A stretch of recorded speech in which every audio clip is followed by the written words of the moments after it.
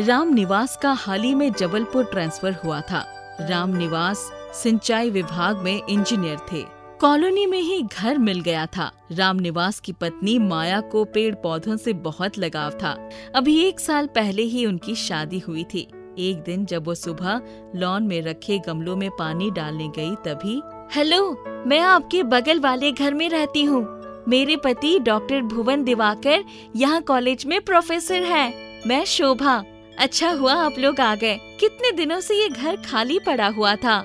नमस्कार। काम वाली बाई के लिए पूछने मैं खुद भी आपके पास आना चाहती थी। अच्छा हुआ आप मिल गई।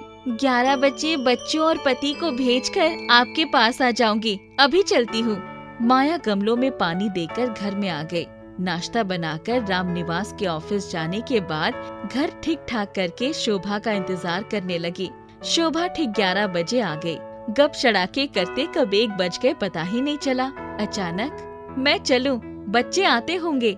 धीरे धीरे उन दोनों की बहुत अच्छी दोस्ती हो गई। अब माया शोभा के घर अक्सर ही आ जाती थी। उसके पास इतना काम भी नहीं था। बच्चों की वजह से शोभा थोड़ा व्यस्त रहती थी। एक दिन जब वो वहीं बैठी थी तभी शोभा की जेठानी का फोन आया। उनसे बात करने के बाद शोभा बहुत रोई। जानती हो माया, मैं बहुत गरीब घर की बेटी थी।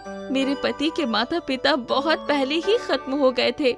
बड़े भाई भाभी ने ही दोनों भाइयों को बड़ा किया था। बड़े भाई की कोई संतान नहीं थी।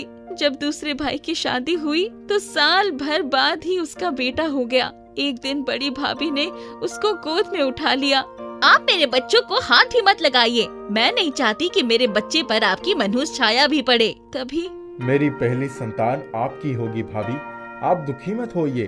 उन्होंने शादी की पहली रात को ही, शोभा, मैं अपनी जीवन की शुरुआत तुमसे एक वचन लेकर करना चाहता हूँ। हाँ बताइए। हमारी पहली संतान हम बड़ी भाभी को दे देंगे। इस वचन को निभाने में तुम्हें मेरा साथ देना होगा।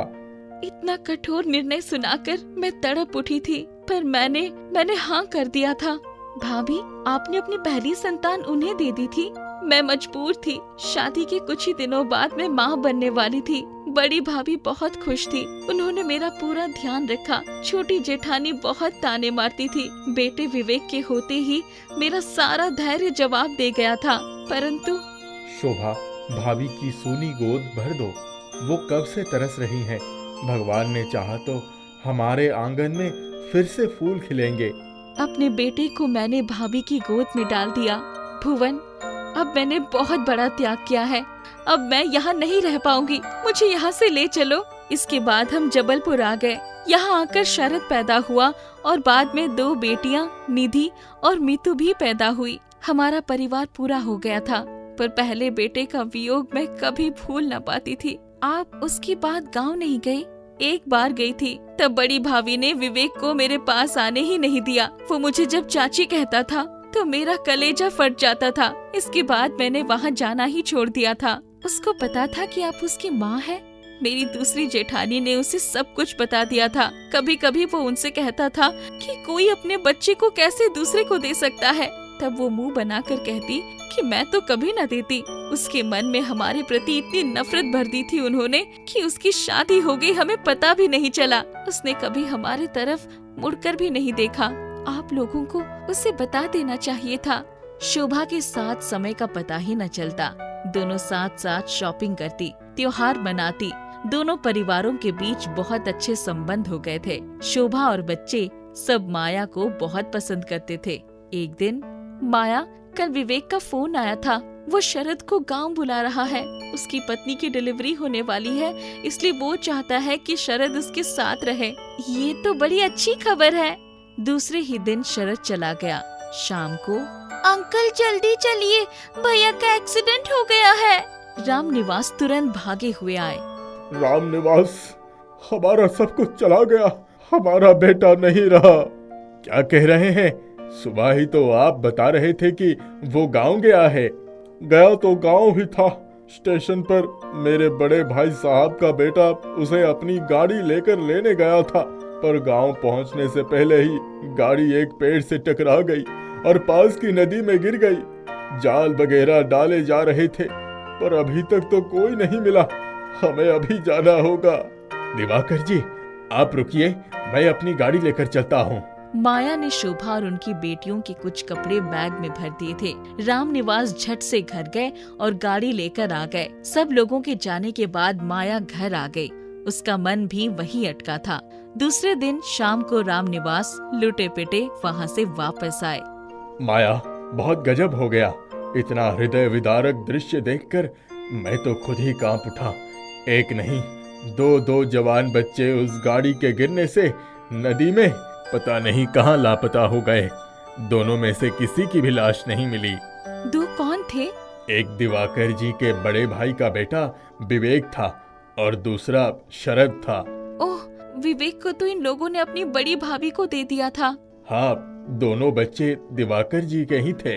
इतना कहकर रामनिवास सिंह चुपचाप उठकर चले गए। माया ने उन्हें पानी पिलाया। लगभग 15 दिन वो लोग अपने घर वापस आए तो माया उनके यहाँ गई। माया, रामनिवास भाई साहब को बोल दो दिवाकर जी का ध्यान रखे, वो तो बिल्कुल गुमसुम हो गए हैं। भाभी आप चिंता मत करो, मैं उनको कह दूंगी। वैसे भी जवान बेटे की मौत का सदमा लगा है ना, थोड़ा समय तो लगेगा ही। नहीं माया, मेरे बच्चे मरे नहीं हैं, उनको मारा गया है। क्या मतलब? लोगों का कहना है कि गाड़ी का ब्रेक फेल हो गया था। तुम ही सोचो, ऐसे कैसे ब्रेक फेल हो गया? पुलिस खोजबीन कर रही है ना। पुलिस को उन लोगों ने कुछ खिला पिला दिया होगा। बेटों के गम में शायद ये कुछ भी सोची जा रही है। रामनिवास डॉक्टर साहब का पूरा ख्याल रखते। उन्होंने तो कुछ दिनों के बाद कॉलेज जाना शुरू कर दिया था, पर शोभा बहुत उदास रहने लगी थी। माया जब भी जाती वहीं बच्चों की ही बातें करती रहती। एक दिन, माया जानती हो, हमने विवेक की बहू को कितना कहा कि मेरे पास आ जाओ, पर वो नहीं आई। अपने पति के गम में मायके जाकर बैठ गई। लगभग 5 साल बीत गए थे। दोनों बेटियों की शादी हो गई थी। दोनों दामाद सेना अधिकारी थे। एक दिन सब बच्चे आए हुए थे। निधि की बेटी गुड्डू का बर्थडे था। तभी दरवाजे की घंटी बजी। शोभा ने ही दरवाजा खोला और चीख कर गिर पड़ी। सामने उसका बेटा शरद खड़ा था। सबकी आंखों से खुशी के आंसू बरस पड़े थे। मम्मी, होश में आओ, मैं तुम्हारा शरद हूँ। आंखें खोलो मम्मी। मेरा लाल, मेरा पूरा विश्वास था कि मेरा बेटा जरूर आएगा, पर विवेक कहाँ है? क्या भाई भी नहीं लौटे? नहीं, इतने दिनों से कहाँ थे तुम? मम्मी, पहले पानी पिला दो। शोभा पागल सी हो गई थी। जल्दी से पानी लेकर आई। सब उसको घेर कर बैठ गए थे। मम्मी जल्दी केक काटो ना। इस बार मैं अपनी गुड्डू का केक कटवाऊंगा। केक कटने के बाद गाड़ी विवेक भाई ही चला रहे थे। अचानक सामने एक बकरी आ गई। उसको बचाने के चक्कर में जीप एक पेड़ से टकरा गई और नदी में गिर गई। मैं पहाड़ी नदी की धारा में बह गया और किसी जंगली गांव में जा पहुंचा। वहां के लोगों ने मुझे निकाल लिया, पर मेरी हालत बहुत खराब थी। वो लोग आदिवासी थे, पता नहीं कौन कौन सी जड़ी बूटियों का लेप करते थे। मुझे काफी दिनों बाद होश आया। जब उन्होंने मुझसे मेरा नाम पूछा तो मुझे कुछ याद नहीं था। वो लोग डॉक्टर के पास क्यों नहीं ले गए? मम्मी, जंगल में रहने वाले आदिवासियों को हमारी तरह डॉक्टरों की सुविधाएं नहीं मिलती। तब से मैं उसी गांव में रहने लगा। कुछ दिन पहले अचानक नदी में नहाते हुए मैं डूबने लगा। तभी कुछ लोगों ने देख लिया और मुझे निकाल कर बाहर लाए, लेकिन उसके बाद मुझे सब कुछ याद आ गया। मैं किसी तरह वहां से छुपते छुपाते भाग कर आ गया हूँ। छुपते छिपाते क्यों? मम्मी, वो अनपढ़, गंवार और जंगली लोग हैं, लेकिन प्रेम से भरे हुए थे। वो लोग मुझे बहुत प्यार करने लगे थे। मम्मी, इतनी आसानी से वे लोग मुझे नहीं छोड़ते। मम्मी, भाभी कहाँ है? वो तो उसी समय अपने मायके चली गई थी बेटा। उनसे भी मिलने जाऊंगा। हाँ बेटा, सबसे मिलने जाना। अभी तो मैं तुम्हें कहीं नहीं जाने दूंगी। तुमने मुझ गरीब की ममता का मान रख लिया। पापा, मुझे उन आदिवासियों के लिए कुछ करना है। वो बेचारे बहुत असहाय हैं। उनके यहाँ ना कोई अस्पताल है और ना ही स्कूल। मैं उन्हें सारी सुविधाएं दिलवाना चाहूँगा। हाँ, मैं एक एनजीओ को जानता हूँ। वो लोग आदिवासियों के सुधार के लिए ही काम करते हैं। उनसे मिल लेना। हे प्रभु, आज तुमने हमारी खोई हुई खुशियाँ हमें वापस कर दी। माया और रामनिवास भी बहुत खुश थे। एसपी राजेंद्र सिंह के बंगले के बाहर एक पेड़ के नीचे एक अधेड़ उम्र की महिला रोते हुए बैठी थी। एसपी साहब जब बंगला से बाहर निकले तो उनका ध्यान उस महिला के ऊपर चला गया। वो अपनी जीप में बैठने के पहले उसके पास चले गए। क्या बात है, तुम क्यों रो रही हो? महिला ने बोलने की कोशिश की, लेकिन उसके होंठ हिले पर बोल न सकी और आंखों से फिर आंसू बहने लगे।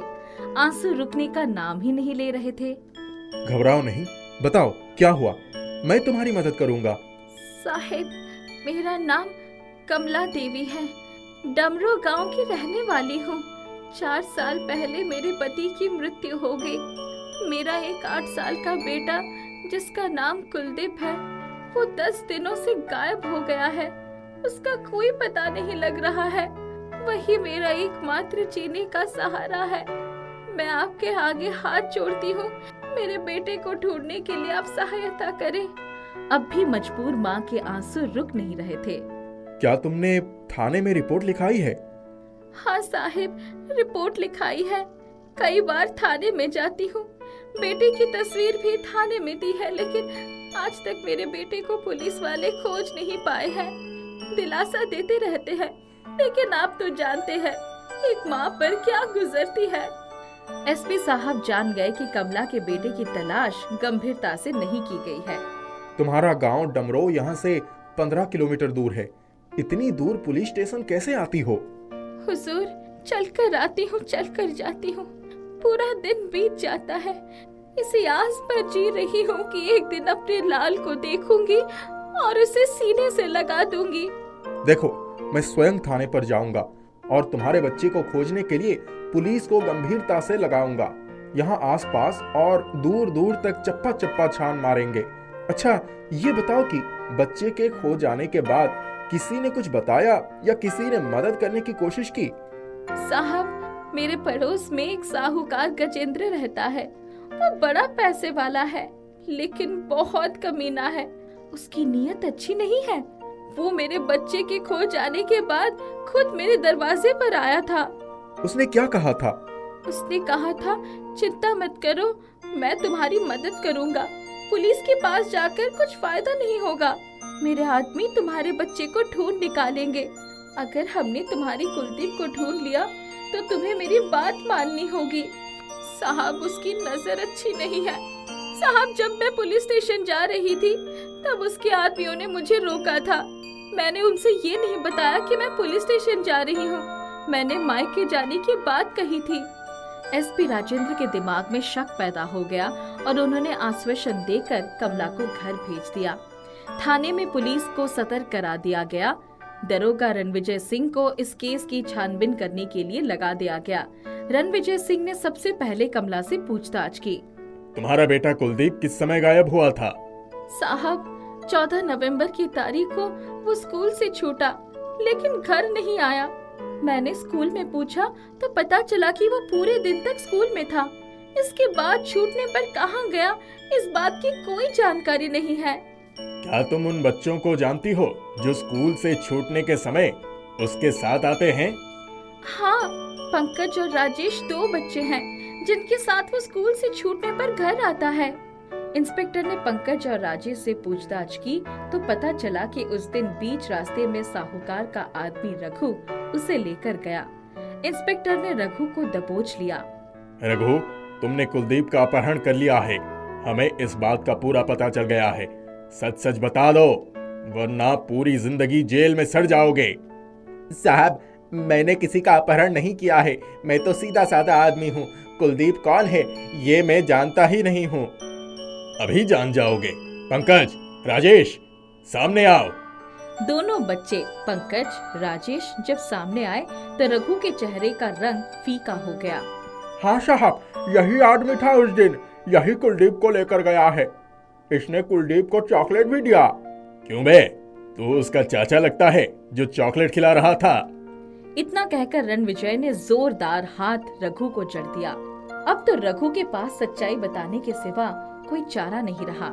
साहब, मैं तो उसे लेकर ही गया था, लेकिन सबकार गजेंद्र ने तो उसे उनके बड़े गोदाम में बंद करवा दिया। उनका हुक्म था, हमें मानना ही पड़ा। गजेंद्र कहेगा कुएं में कूद जाओ तो कूद जाओगे। साहब, अगर हमने बात नहीं मानी तो हमारा जीना हराम हो जाएगा। अच्छा, अब हमें तुरंत ले चलो उस जगह पर जहां कुलदीप को रखा गया है। रणविजय रघु के साथ साहूकार गजेंद्र के गोदाम पर पहुंच गए। वहां पर कुलदीप नहीं मिला। अब रणविजय भी सोच में पड़ गए। उन्होंने एसपी साहब से बातचीत की और उनके निर्देश अनुसार गजेंद्र को पकड़ लिया।